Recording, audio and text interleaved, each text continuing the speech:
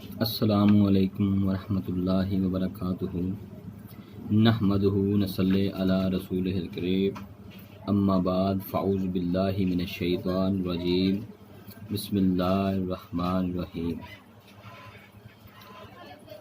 اللہم صلی علی محمد وعلی آل محمد کما صلیت علی ابراہیم وعلى آل إبراهيم إنك حميد مجيد اللهم بارك على محمد وعلى آل محمد كما باركت على إبراهيم وعلى آل إبراهيم إنك حميد مجيد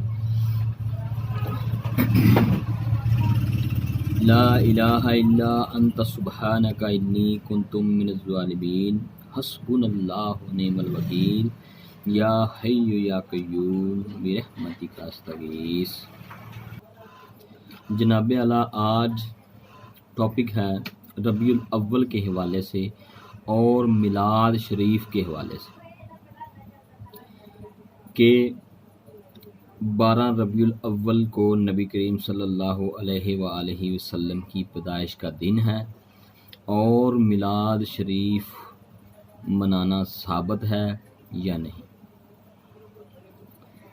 جناب اعلیٰ ربیع الاول کا ہی مہینہ ہے، حضور کی صلی اللہ علیہ وآلہ وسلم کی آمد کا مہینہ ہے اور اس میں میلاد شریف کے حوالے سے میں آپ سے گفتگو کروں گا قرآن اور حدیث کی روشنی میں۔ آپ اس کو ضرور سنیے، جس کے بعد آپ کے پر یہ سارے حقائق کھل جائیں گے۔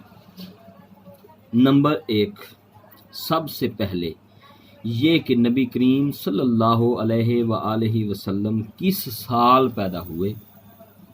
عرب میں اس وقت سال نہیں چلتے تھے، وہ بڑے بڑے ایونٹ سے سالوں کو یاد رکھتے تھے۔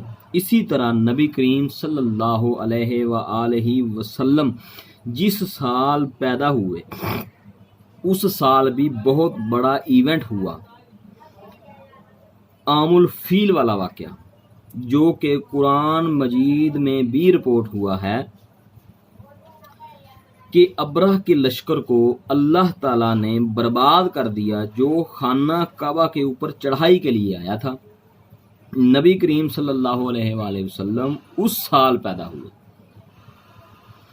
اور جامعہ ترمذی کے اندر حدیث موجود ہے جس کا انٹرنیشنل نمبر 3619 کہ نبی کریم صلی اللہ علیہ وآلہ وسلم عام الفیل والے سال پیدا ہوئے، کہ جس سال اللہ تعالیٰ نے ابرہ والے لشکر یعنی ہاتھیوں والے لشکر کو تباہ کیا۔ اللہ تعالیٰ نے نبی کریم صلی اللہ علیہ وآلہ وسلم کی پیدائش والے سال کو اس طرح یادگار بنا دیا۔ آپ صلی اللہ علیہ وسلم اس سال پیدا ہوئے۔ نمبر 2، نبی کریم صلی اللہ علیہ وآلہ وسلم کس دن پیدا ہوئے۔ یہ بھی حدیث صحیح مسلم کے اندر موجود ہے، جس کا انٹرنیشنل نمبر ہے 2750۔ حدیث میں موجود ہے کہ نبی کریم صلی اللہ علیہ وآلہ وسلم سوموار والے دن یعنی منڈے والے دن پیدا ہوئے، اور یہ حدیث مشکات میں بھی موجود ہے جس کا انٹرنیشنل نمبر ہے 2045۔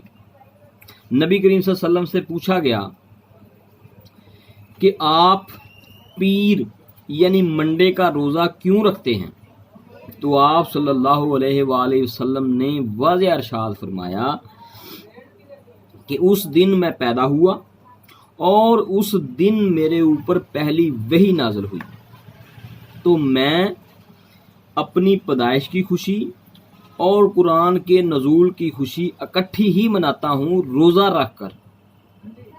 آپ صلی اللہ علیہ وسلم یہ خوشی ہر سال نہیں، ہر مہینے نہیں، ہر ویک مناتے تھے سوموار والے دن روزہ رکھ کے۔ نمبر 3، اب تاریخ کیا تھی؟ اس کے حوالے سے ہمارے پاس جو سب سے قریب سے ترین کتاب میں حوالہ یا مواد موجود ہے وہ ہے دلائل النبوہ، امام بیہقی کی کتاب ہے۔ اس میں محمد بن اسحاق تابعی کا قول موجود ہے جو انس ابن مالک کے شاگرد تھے، جو 150 ہجری میں فوت ہوئے۔ وہ کہتے ہیں کہ نبی کریم صلی اللہ علیہ وآلہ وسلم عام الفیل والے سال 12 ربیع الاول کو منڈے کے دن پیدا ہوئے، اور آلموسٹ یہی الفاظ شیعہ کے ہاں اصول الکافی کے اندر بھی موجود ہیں۔ جس طرح ہمارے ہاں صحیح بخاری ہے، اسی طرح ان کے ہاں اصول الکافی ہے۔ اس میں جو 110 نمبر چیپٹر ہے وہ نبی کریم صلی اللہ علیہ وسلم کی پیدائش کے متعلق ہے۔ اس میں بھی موجود ہے کہ آپ صلی اللہ علیہ وآلہ وسلم 12 ربیع الاول کو پیدا ہوئے، 12 ربیع الاول منڈے کے دن۔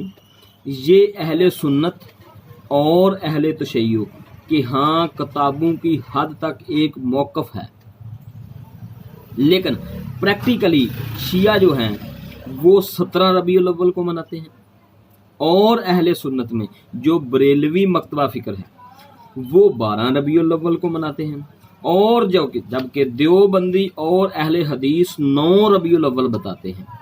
اپنے اپنے طریقے سے سارے ہی منا رہے ہیں۔ ان سب سے ایک بات تو ثابت ہو گئی کہ 12 کے ربیع الاول کے مہینے میں نبی کریم صلی اللہ علیہ وآلہ وسلم کی سیرت کو، معجزات کو، آپ صلی اللہ علیہ وسلم کے کردار کو، آپ صلی اللہ علیہ وسلم کے دنیا میں آنے کے مقصد کو ڈسکس کرنا چاہیے، اور تمام مکاتب فکر کے لوگ کرتے ہیں اپنے اپنے طریقے سے، اور اس پر اجماع ہو چکا ہے۔ المستدرک حاکم کے اندر حدیث موجود ہیں، 2 حدیثیں موجود ہیں، اوپر نیچے 198 اور 199۔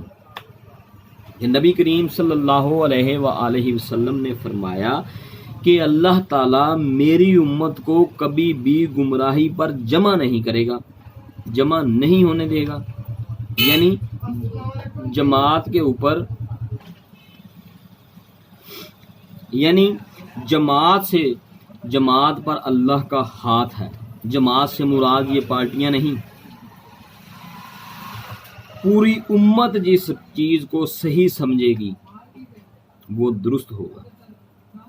اس حد تک امت صحیح سمجھی ہے کہ محرم الحرام میں اہل بیت کا ذکر ہونا چاہیے، رمضان میں رمضان کا ذکر، روزوں کا ذکر، روزوں کے مسائل کا ذکر، اور ربیع الاول میں نبی کریم صلی اللہ علیہ وسلم کی سیرت، نبی کریم صلی اللہ علیہ وسلم کے کردار کا ذکر ہونا چاہیے۔ باقی یہ جو سب اپنے اپنے طریقے سے میلاد منا رہے ہیں، جھنڈیوں کی شکل میں، جلوسوں کی شکل میں، یا خانہ کعبہ شریف اور روضہ شریف کے ماڈل بنا کے، اور اب تو اس لیول تک لوگ چلے گئے ہیں کہ ان ماڈل کے سامنے کھڑے ہو کر دعائیں مانگ رہے ہوتے ہیں، اور ان کے اپنے علماء چیخ رہے ہوتے ہیں کہ یہ کیا حرکت کر رہے، لیکن اب ان کی بات کوئی سننے کے لیے تیار ہی نہیں ہے۔ اس کو اس حد تک نہیں کرنا چاہیے جس طرح نبی کریم صلی اللہ علیہ وآلہ وسلم نے اپنی پیدائش کا دن اور قرآن کے نزول کا دن منایا ہے، اس طرح منانا چاہیے۔ ہاں، محفلیں کریں، آپ کنٹرول انوائرمنٹ کے اندر بیٹھ کر ذکر کریں، نبی کی سیرت کا ذکر کریں، صورت کا ذکر کریں، کردار کا ذکر کریں، دنیا میں آنے کے مقصد کا ذکر کریں، لوگوں کو بٹھا کر سنائیں، سمجھائیں، بتائیں۔ یہ میلاد ہو گیا۔ یہ سڑکیں بند کرنا، یہ جلوس نکالنا، یہ ایمبولینس پھنس جاتی ہیں، کسی کی زندگی چلی جاتی ہے، یہ کوئی طریقہ نہیں ہے میلاد میں آنے کا، اور نہ ہی قرآن حدیث سے یہ ثابت ہے۔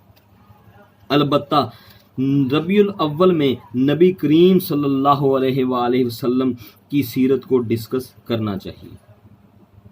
یہ تو اس انسان کی بہت بڑی بدبختی ہے کہ اس مہینے وہ نبی کریم صلی اللہ علیہ وآلہ وسلم کی سیرت اور صورت اور معجزات کو ڈسکس نہ کرے۔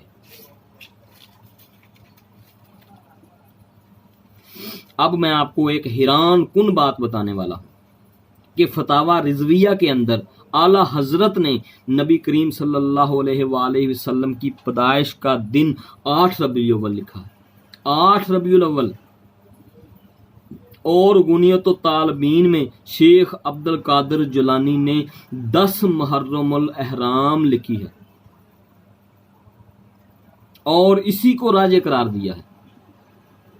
پیدائش کا مہینہ بھی فارغ اور پیدائش کا دن بھی فارغ۔ اب ہمارا ان سے ایک معصومانہ سوال ہے کہ آپ لوگوں کا یہ دعویٰ ہے کہ شیخ عبد القادر جیلانی جو آپ کے بقول آپ کے بنائے ہوئے اولیاء کا سردار ہے، ہمارے اولیاء کے سردار تو خلفائے راشدین ہیں، حضرت ابوبکر صدیق، حضرت عمر، حضرت عثمان غنی، حضرت علی المرتضیٰ رضی اللہ تعالی عنہ اجمعین۔ آپ کے اولیاء پوری کائنات کو اپنی ہتھیلی پر ایسے دیکھ رہے ہیں جیسے رائی کا دانہ، اور شیخ عبد القادر جیلانی کو نبی کریم صلی اللہ علیہ وآلہ وسلم کی پیدائش کا مہینہ ہی پتہ نہیں لگا، تاریخ بھی پتہ نہیں لگی، جو حدیث کی کتابوں میں موجود تھی، اور کئی حدیث کی کتابوں میں موجود ہے، اور بھی کئی حدیث کی کتابوں میں موجود ہے۔ اس سے ان کا علم غیب تو فارغ ہو جاتا ہے، علم غیب ہی نہیں، علم دین بھی فارغ ہوگا، کیونکہ حدیث کی کتابیں ان کے دنیا میں آنے سے پہلے کی موجود ہیں، اور ان کے بقول وہ سب سے بڑے عالم دین تھے۔ کیا ان لوگوں نے یہ کتابیں نہیں پڑھی ہوئی تھی؟ تو پھر وہ عالم دین کیسے؟ اگر پڑھی بھی ہوئی تھی تو پھر غلط کیوں لکھا؟ کسی نے 8 ربیع الاول لکھ دیا، کسی نے 10 محرم الاحرام لکھ دیا، جبکہ حدیث کی کتابوں میں موجود ہے۔ اب انہیں قرآن اور حدیث کی کتابیں پڑھی ہوئی نہیں تھیں، اب ان کے پاس یہ آخری حربہ رہ جاتا ہے کہ یہ کتابیں ہی ان کی نہیں ہیں۔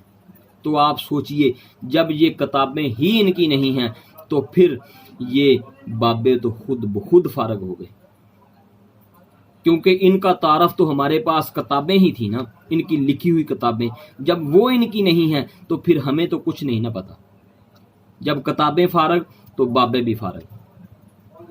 اب آج کل ہمارے ملک کے اندر جیلم کے ایک سکولر، مذہبی سکولر ہیں انجینئر محمد علی مرزا صاحب، جو عالم دین، وہ کہتے ہیں کہ قرآن و حدیث کی روشنی میں یہ بابے تو شے کوئی نہیں۔ تو جو وہ بالکل ٹھیک کہتے ہیں، انہوں نے بہت اچھی بات کی ہے کہ یہ بابے تو شے کوئی نہیں نبی کریم صلی اللہ علیہ وسلم کے مقابلے میں، خلفائے راشدین کے مقابلے میں۔ وہ تھے اولیاء اللہ، وہ تھے اولیاء اللہ کے سردار، حضرت ابوبکر صدیق، حضرت عمر رضی اللہ تعالیٰ عنہ، حضرت عثمان غنی رضی اللہ تعالیٰ عنہ، حضرت مولا علی المرتضیٰ رضی اللہ تعالیٰ عنہ۔ یہ تھے خلفائے راشدین۔ اور میں ایک بات اور بھی کہنا چاہوں گا کہ انجینئر محمد علی مرزا صاحب بھی شے کوئی نہیں قرآن حدیث کی روشنی میں۔ ہم ان کو کیوں فالو کریں؟ ہم قرآن اور حدیث کو فالو کریں گے، جو قرآن اور حدیث میں لکھا ہوا ہے ہم اس کو فالو کریں گے۔ وما علینا الا البلاغ المبین۔